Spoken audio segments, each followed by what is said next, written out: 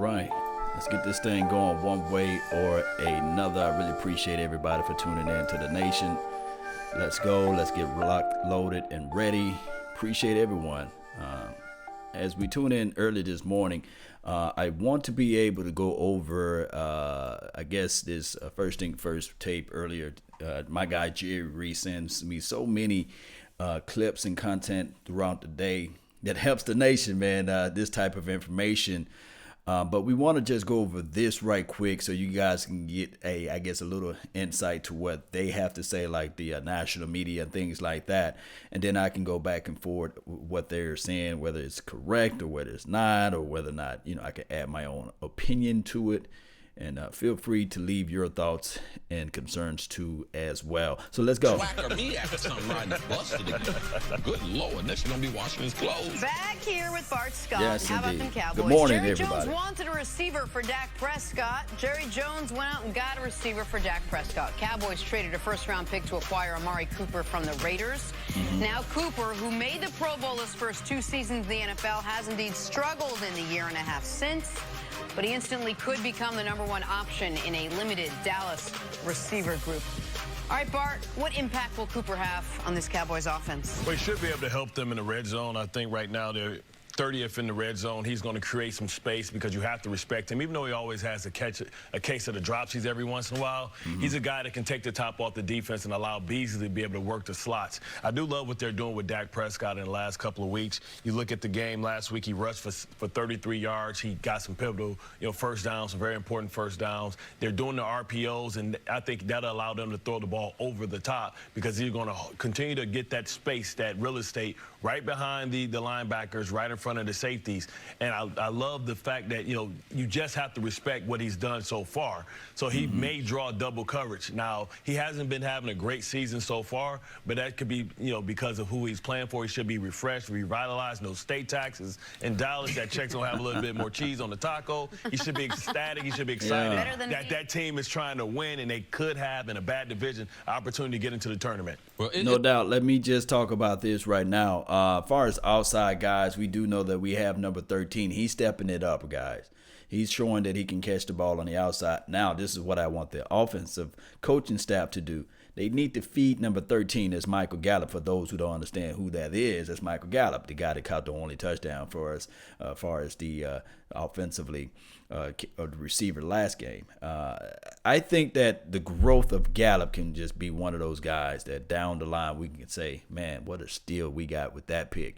Now, if you look at this team collectively, I was going to do a film session. I was going to drop it last night, but it's going to be sometime today.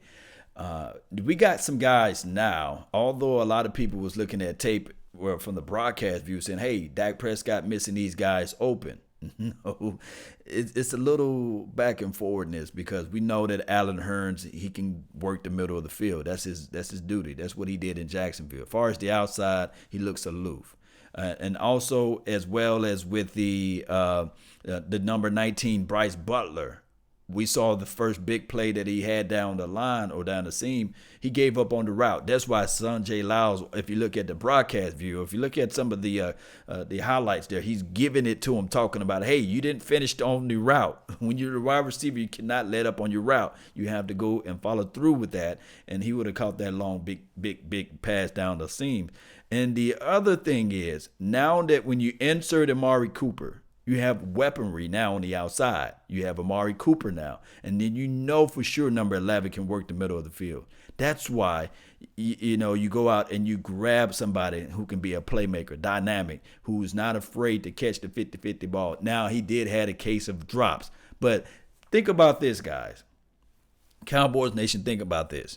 You got now, just like this guy just said, he's not having the best season so far. Right now, Allen Hurns, he have yet to hit 100 yards. Of course, we got Dak Prescott, got his quarterback problems too. But this is the thing. Now you have a Amari Cooper, even if you can say that he's not having a good year or what have you, already.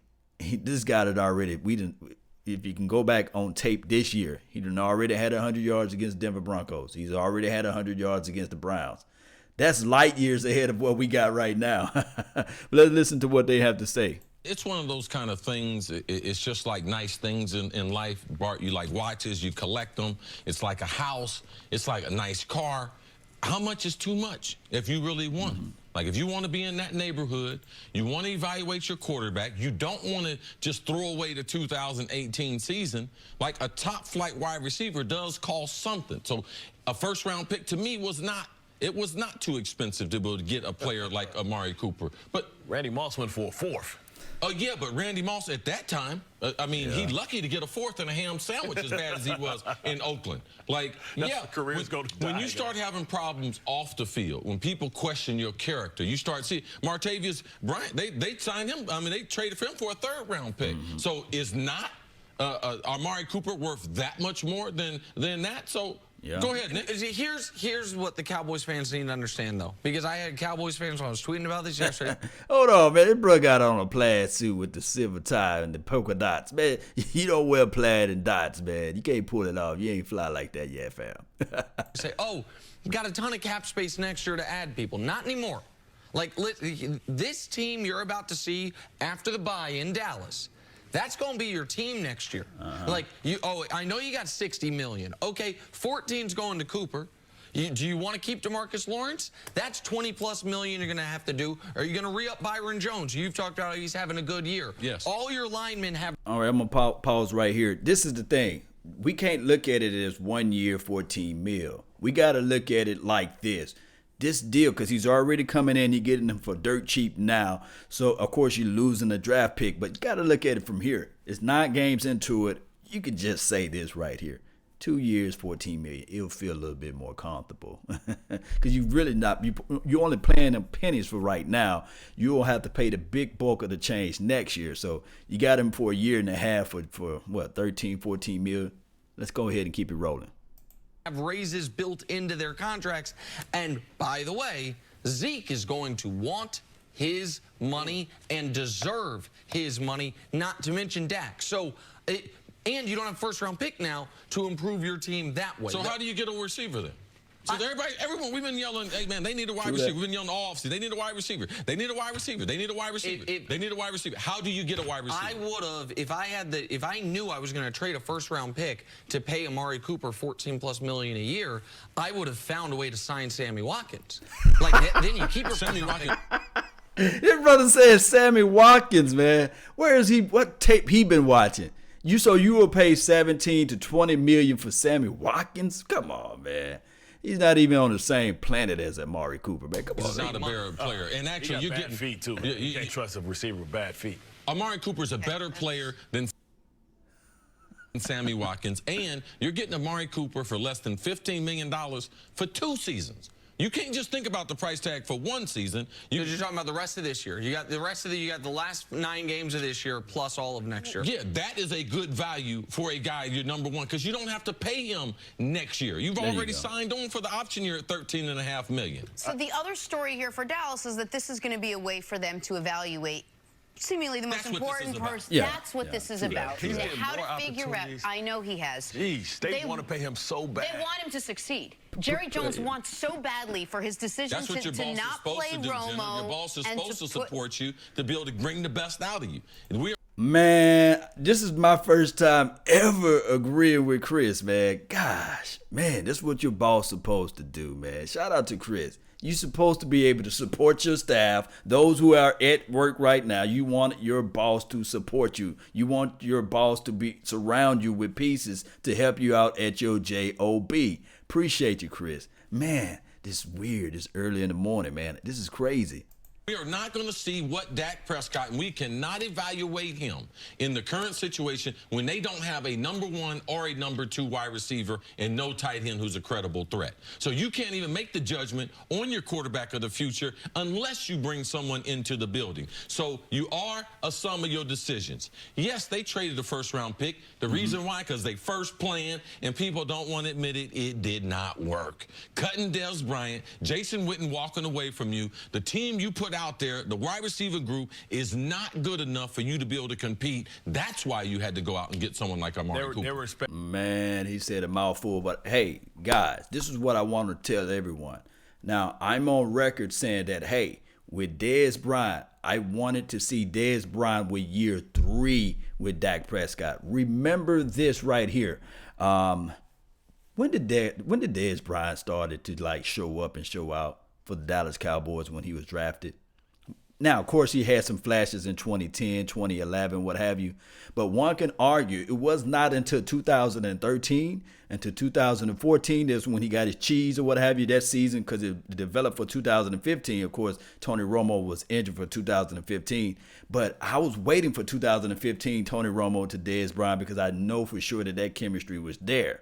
But what happened here, Cowboys Nation, that everybody wanted Dak Prescott to Dez to be spectacular year 1, year 2, and year 3. But year 2, it was just one of those things where it just didn't gel together. In year 3, the Cowboys just said, okay, let's just go ahead and remove everything. Because I can only imagine if you put Dez Bryant on this particular offense and you have an explosive guy on the opposite side, maybe they'll clear up a lot of things and they'll clear the minds, and winning cures everything. But, they said this thing is getting too toxic. I think that the All or Nothing video or the movie, whatever it was, the documentary just kind of tarnished a lot of things, gave too much insight to the organization and how they operate things. And once your opinion is made, I always say this, those convinced against their will is of the same opinion still. You know how I say that, right? So, and then it didn't help Dez Bryant out too, because he gets some of the blame about just speaking with too much emotion, throwing Travis Frederick and throwing Sean Lee, calling him Snake. That hurt everything. But it is what it is. Now the Cowboys have Amari Cooper. They have number 13 on the outside, who's, I'm telling you, Vontae Lombardi said that's his son, but that's my guy right there, Michael Gallup. And then you sprinkle in when Tavon Austin get back out there. And we already know what Cole Beasley going to do. So all we need now is a little spice and a little touch up on this tight end play. Maybe somebody can arise to the occasion. Let me know in the chat box who you guys think that can just step it up as far as tight end play. Because now our offense is looking a little bit better, just on paper, just off of one player, believe it or not. And I don't like the notion, and I just to tell you guys this right here, I really don't like the facts that we are 28th, 29th in offense. We got to step that up one way or another. We do. We really do. Expecting Allen to be better than what he was, and he wasn't able to really, toe the line. He's not the receiver that they thought he was, so they had to go out and get some help. But you have to be careful, you wanting to see what you want to see. Sometimes in relationships, you see what you want to see, and I think Jerry Jones wants to prove that he's the great general manager that found his future franchise quarterback in the 4th-round draft pick. I think we kind of know who Dak Prescott is right now, and we're trying to make him to be better than what he is. What he is a 16th, 17th ranked quarterback in this league who has some skills, but he has a low ceiling. So they have to figure out what they want to do with this. This team has to run through Dak Prescott. I think they can have an upgrade. They could have used that 1st-round draft pick to go out there and upgrade the quarterback position. And I said that earlier, I'll say it again. The worst-case scenario for Dallas in this is not that Amari Cooper doesn't work out. If Amari Cooper doesn't work out, they don't extend him. Yeah, they blew a 1st-round pick, but as you were mentioning, and I think it's the best point you've made on this, is if you draft a wide receiver the last 4 years, the odds are you blew a 1st-round pick, or at least so far it looks like. Go out there and get one. I mean, Corey Davis, Mike Williams, John Ross, they all went top 10 the year before. Corey Coleman, he's on, his 3rd team right now? 4th. Or 4th team right now. He went 15th overall. Josh Doxson, Laquan Treadwell went in the top 25. Yeah, keep going. All diamonds. I mean, Amari Cooper's year, Kevin White went 7. Oh, yeah, his biggest play, he called a Hail Mary, was a yard short. Right, so if he doesn't work out, if he doesn't, thank you. Stomach that. If he doesn't work out, you blew a 1st-round pick on the guy, you can deal with it. The worst-case scenario for Dallas is not that. The worst-case scenario is he gets there, you're like, oh, he's productive, he's not the problem, and Dak still is not the guy. No, he's don't. Then you move off of Dak. You go to New Orleans and you get Teddy Bridgewater. He's going to be an unrestricted free agent after this year. I don't think they're letting. It's going to be a lot of bidders for Teddy Bridgewater. I'm just telling you, Drew Brees is going to play. Teddy Bridgewater is unproven too. But you do, since you don't have a 1st-round draft pick next year, if Dak Prescott falls on his face and continues to look like what he's looking like for these games, we're going to have to shore up this offensive line. I'm going to touch on that like a little bit later down this week, especially since we got a bye week. We're going to really look into this offensive line play. The best move for the Cowboys would be like the Minnesota Vikings. They went out and grabbed a veteran quarterback. So I don't think Teddy Bridgewater would be the guy if Dak Prescott lay an egg and fall on his face that can elevate this team. You will still have to find somewhere, somehow, a veteran quarterback to squeeze out here on the roster to be able to step and elevate everybody, because you have the weapons on the outside. You have a young Ezekiel Elliott who can still run the ball. And then you will have, with the hopes and the love of God, you will have Travis Frederick back. Then you will say, okay, with this team offensively, if we can have a quarterback that can push and throw the ball down the field, etc., maybe we can give us a chance of being 11-5, 12-4, 10-6, maybe. But if not, I think that we have to just roll with the horse we rode in on, right? Love the one you with. And I really think that Dak Prescott can try to get us over the edge. He has the intangibles, guys. And that's just the only thing. I don't think that Cooper Rush is the guy. I don't think that Mike White is the guy with this particular coaching staff. Now, if he had a different coaching staff, like a Lincoln Riley of somebody of some sort, or if we elevate Chris Richard to be the head coach, and then he go out there and grab a dynamic offensive mind, a gem of an offensive guy to help elevate this team. It can be so many different angles coming into 2019 and 2020. It can be a different avenue where we can take a look at. Let's continue to hit play. I really appreciate everybody for tuning in. And I'm going to give a shout out to the first person that laid wood in the chat box in a few seconds. Teddy Bridgewater is going to be a free agent. Right? He could be the starting quarterback for the Dallas Cowboys. Yes, if Dak does not, but you can't evaluate him without a number one wide receiver. That's why you have to get him. So now you don't just give Dak the money. Now you can make a fair evaluation of Dak Prescott. But I think Bart's point that the Cowboys are almost trying to weight the scales in one favor. They're like someone that's made the decision on how they want their article to end before they even start doing the reporting on it. They know they want to end with paying Dak, and they're trying to build a case for it. No doubt, man. So, guys, give me your thoughts. Give me your opinions of this particular First Thing First. I really appreciate everybody for tuning in early this morning as we do the coffee report. I have yet to grab my cup of coffee. So, I thought about the nation first. But shout out time, and shout out to Rashard Knight for being the first person that's in here, and Scotty for being the second and third person that's in here because you made chats, But Anthony Garcia Gonzalez, thank you for tuning in. Shout out to Gerard Griffin, Rue Clock. What's good with you? Ron, Lewis, all you guys. Daniel, shout out to you. Daryl Young, that's Daniel Mazza. Thank you for tuning in to the nation. Let me jump over to my Facebook Elite panel. I really appreciate everybody for tuning in. Don't forget to leave your comments, your thoughts, your opinions, your feelings, your emotions. Put all those things in the comment box too. Trey Jermaine, thank you for tuning in. Tuning in.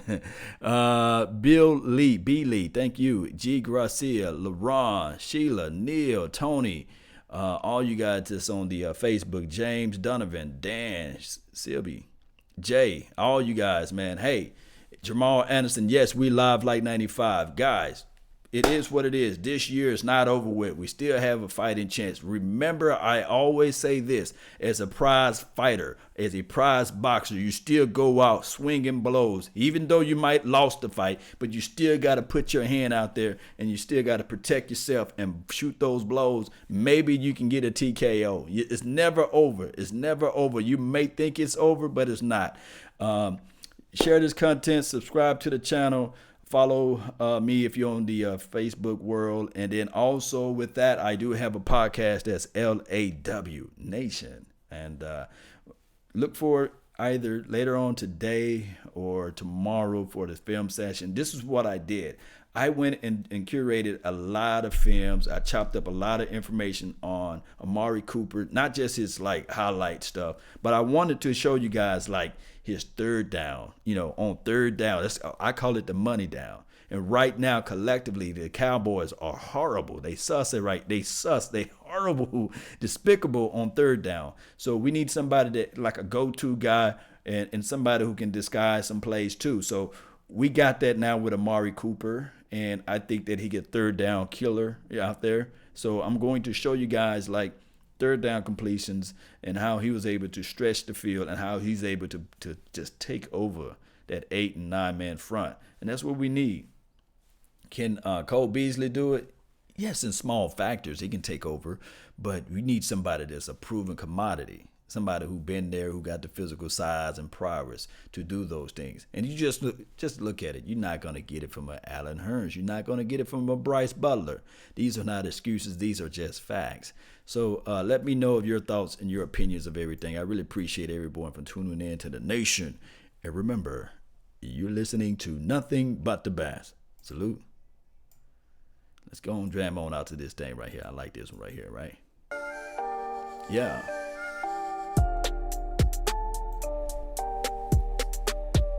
Appreciate you guys, man. It's all love over here. Baby, baby.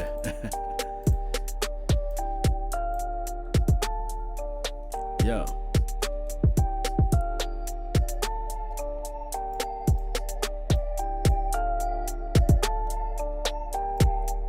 It is what it is, man.